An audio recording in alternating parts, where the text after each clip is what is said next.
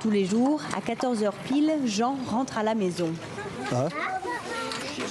Il a l'habitude de déjeuner en famille, un moment convivial pour ce père de 3 enfants, même si les assiettes sont moins généreuses qu'avant. Au lieu d'avoir une grande quantité, la quantité est réduite compte tenu des moyens financiers qui ont été réduits. Depuis 3 mois, cet enseignant touche son salaire à 100%, mais pendant 5 ans, il ne touchait que la moitié, une mesure d'austérité pour tous les fonctionnaires. Ça, c'est du spaghetti, il y a 5 bidons d'huile. Dans ces sachets et cartons, les réserves de nourriture de toute la famille. Jean gère ses dépenses de près dans une capitale où les prix des produits de première nécessité se sont envolés. Le prix du paquet de sucre a doublé en 2 ans. Quand j'ai de l'argent, je préfère acheter tout ce qui est article en gros. Et comme ça, je gagne plus.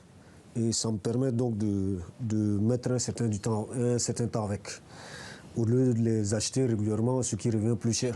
Au Tchad, le pouvoir d'achat ne cesse de dégringoler depuis 2014 et la chute du prix du pétrole. Cette crise économique sans fin impacte aussi les commerçants. Ismaël est l'indétrônable boutiquier de ce quartier animé.